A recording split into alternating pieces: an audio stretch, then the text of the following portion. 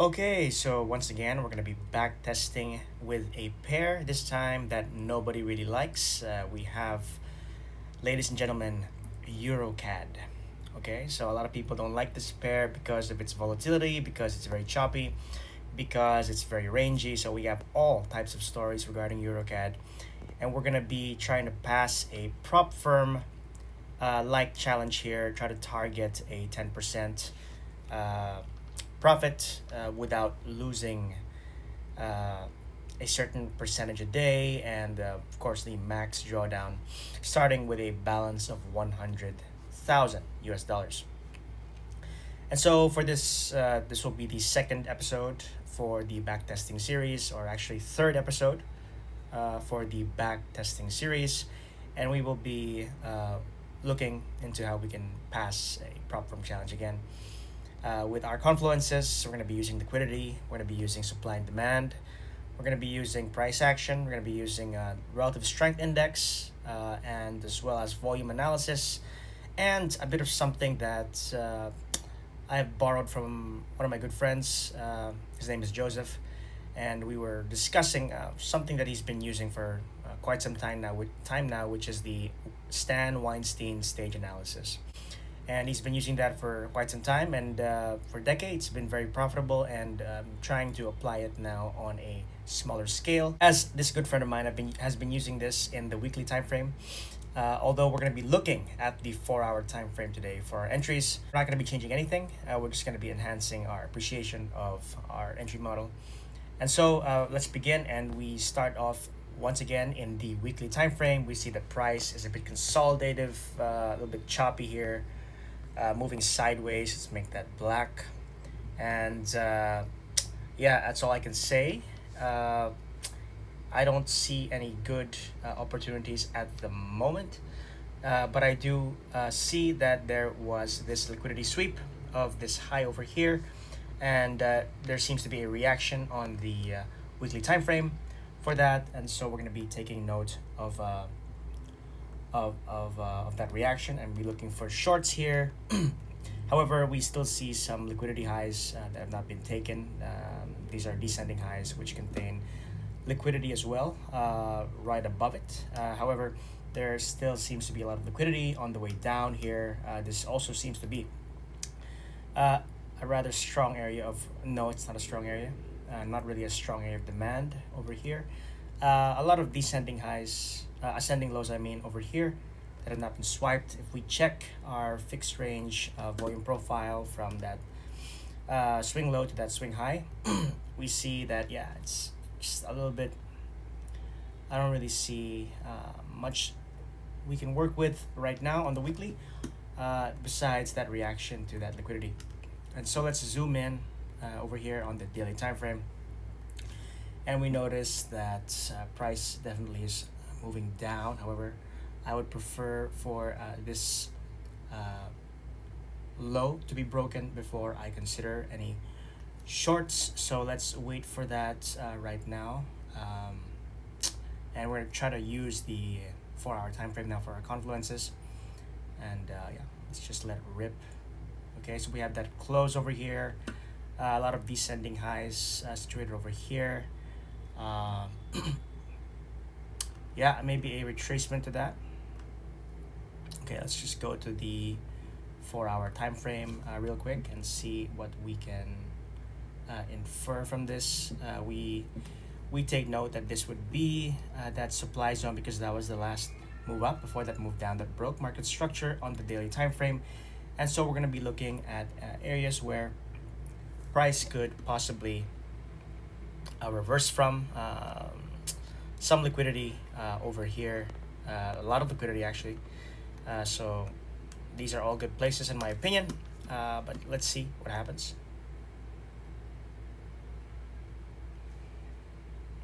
Okay, so we're seeing a bit choppy here. I prefer for it to go up there. If it goes lower, that will be okay. Very choppy for me, in my opinion. Still very choppy. Price action right there. So let's just keep going.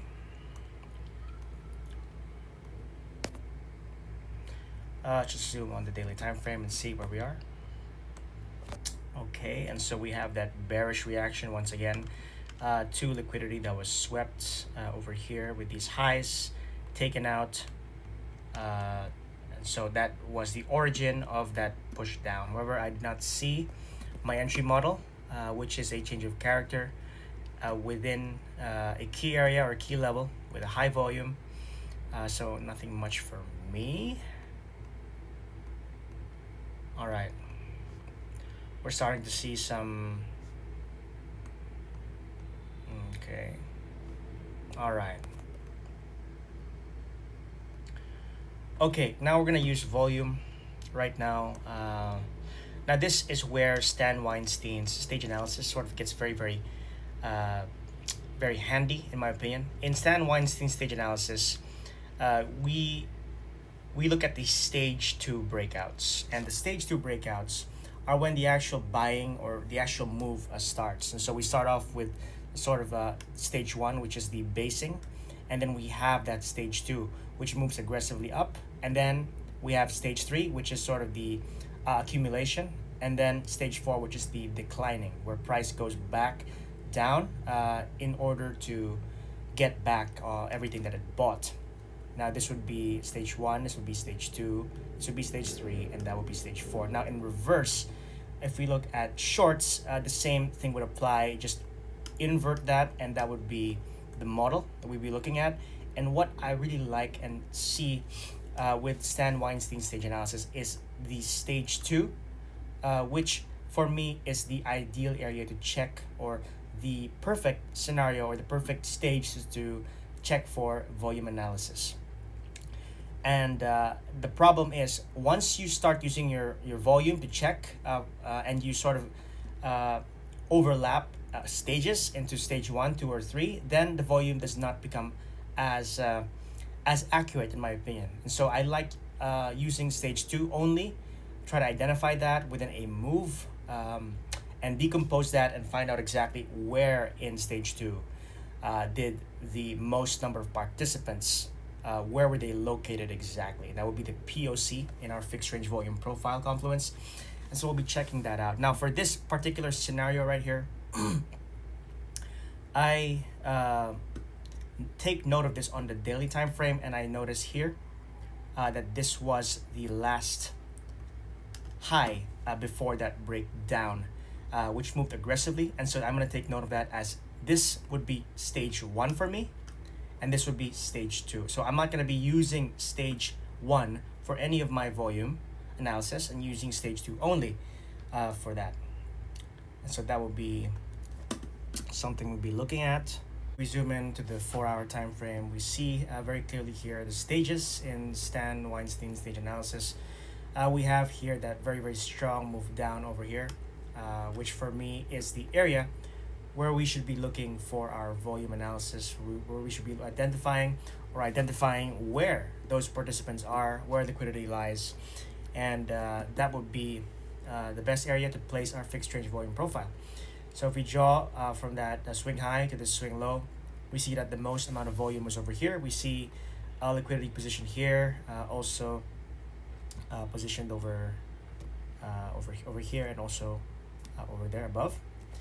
And if we, let's say, put that volume analysis, that fixed range volume profile lower, let's say over here, we will notice that that POC, or that area with the most number of participants, is now different, very different story than what we saw earlier.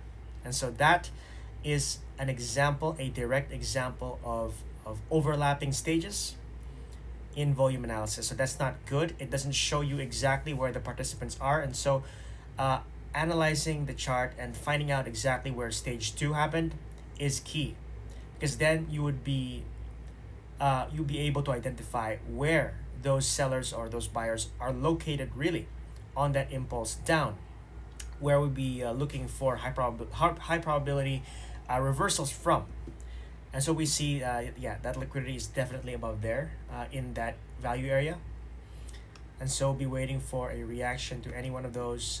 Even that third and last liquidity point is within that area with the most number of participants.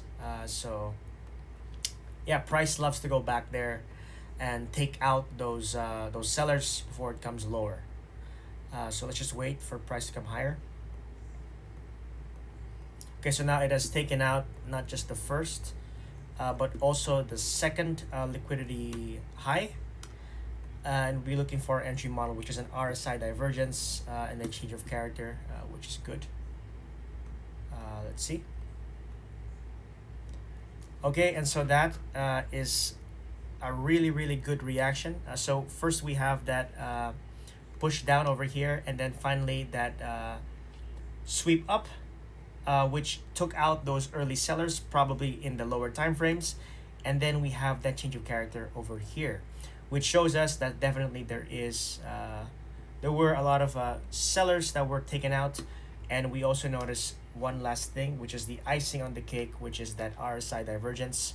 Over here we have that higher high being formed, and in the RSI we see that it is a lower high, meaning that it is overbought at that price, right exactly where that second liquidity point is and where those participants were located. Now it's a bit far from that POC in the fixed range volume profile, but this is a very good reaction, so I'll be placing a limit here just right over there, and place my stop loss a bit above. Let's just go for a mechanical, just say a 1.8. Why not? Let's just target a 2R here for a limit, risking 2% of our capital, and so let's see what happens. Place that limit right there, and that would be a perfect setup in my opinion. I don't mind a loss. Okay, we're tagged in.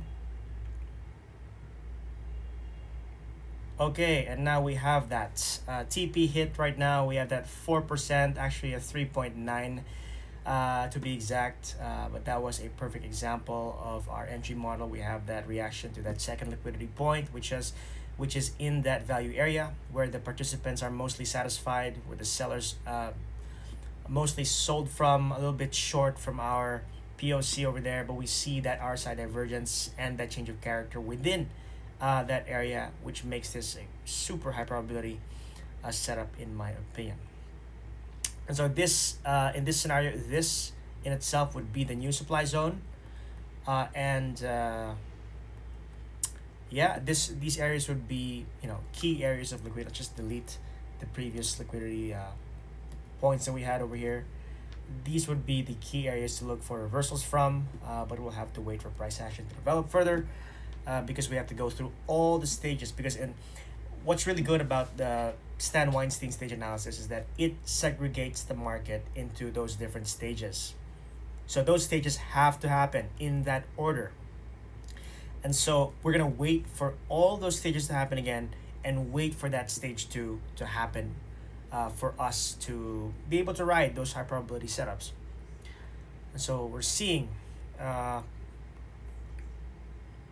just keep going. Okay, we're seeing price consolidating here, being very choppy.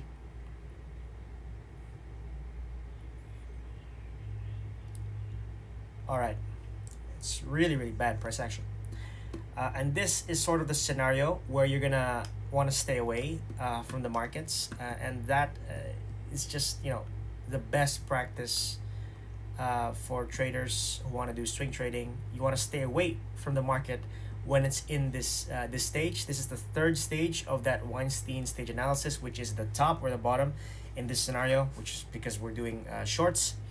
And that's when price is now accumulating. It's it already finished that stage 2, and now it's in stage 3, wanting to go to stage 4, which in stage 4 it comes back, for all those participants who entered in stage 2.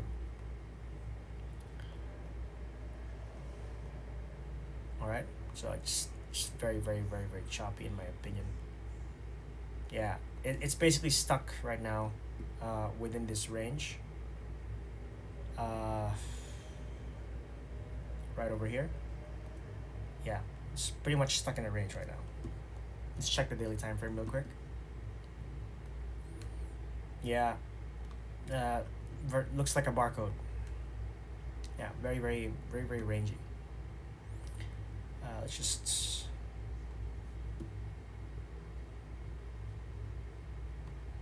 yeah.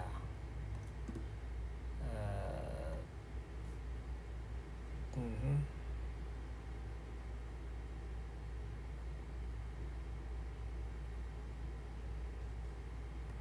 Oh, we're actually in the 1 hour. Let's go back to the 4 hour. Okay, and so we have a move up that broke out of that consolidation. That's stage three right now. However, I notice over here when I marked out that second liquidity point that it wasn't very cleanly swept in my opinion. So we see that it just went towards it and reversed. It didn't make a strong high, which means this was not liquidated over here. That would be a good scenario for a short, but that did not happen. So I see this still as holding a lot of liquidity in my opinion over here, because it didn't swipe that high. So I would be looking for more longs here. It'd be a really good scenario for some longs. So just remove this box over here, and we just look at our fixed range volume profile. We identify, yeah, I really like this area over here and also this area to look for longs. So let's see.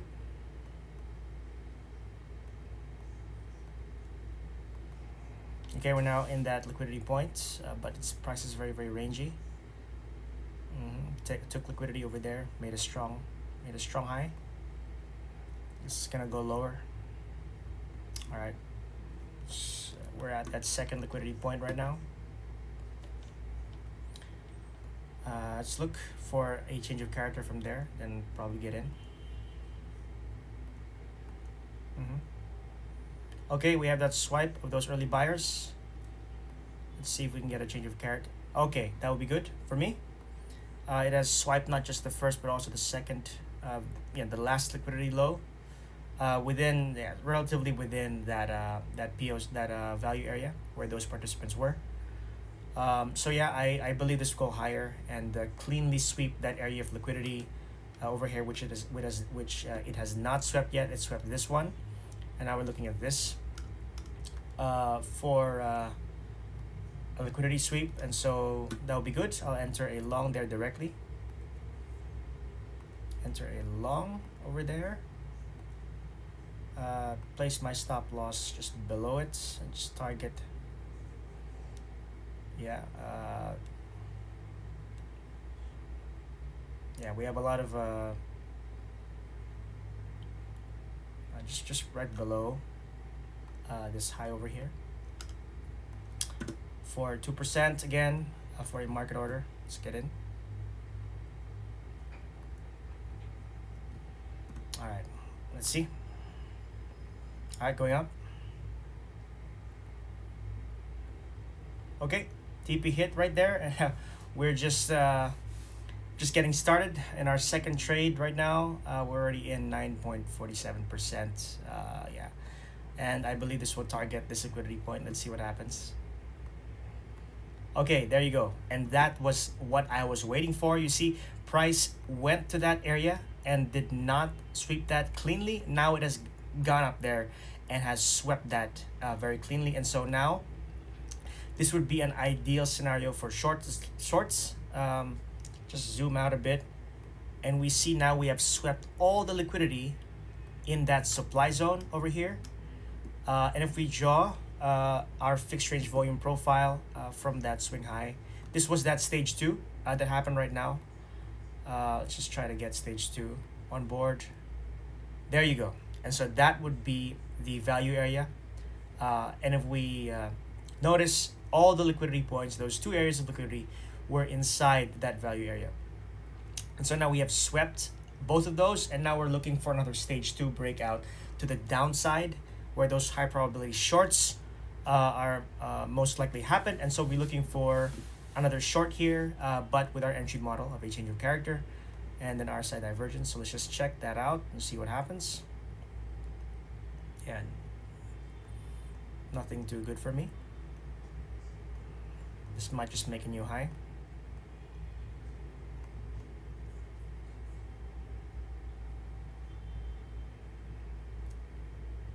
Yeah, very rangy.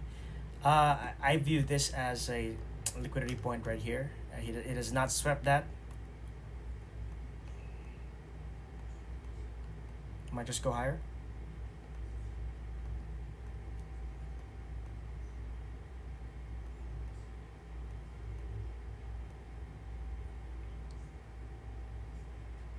Yeah, I would view this, just clean this up a bit. I would view this as the no, actually not yet. Not yet.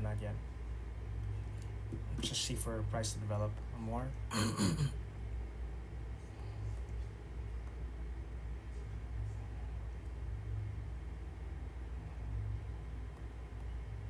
Okay, so price is now strapped this one, and yeah, a break from here would be good shorts in my opinion. So let's see what happens.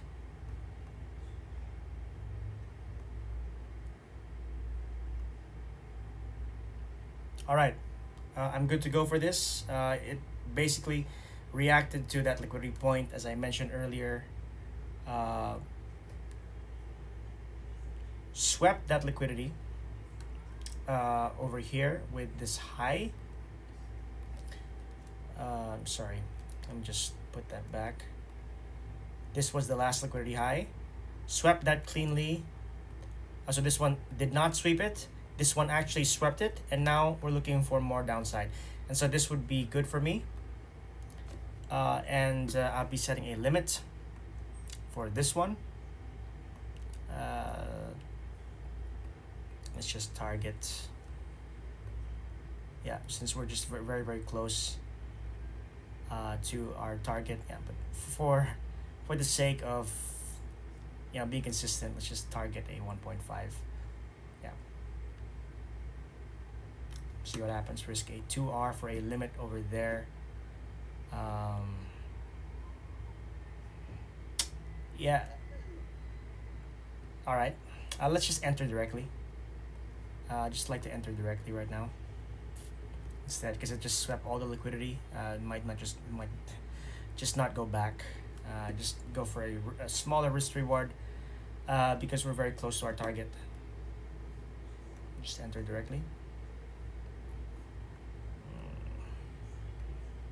Yeah.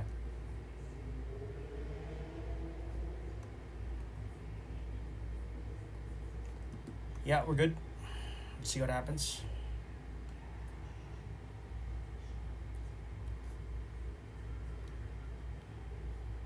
Just extend that. Yep, almost there. All right, and we have passed the prop firm challenge practice, and that's it. And this was definitely a really good backtesting session for EURCAD, and a lot of people really don't like this pair. But as you can see, if you check the weekly time frame, the daily time frame, and the 4 hour, and you use the right concepts and the right ideas, and you will definitely succeed in your trading journey. So yeah, that's it, and that was a good backtesting session.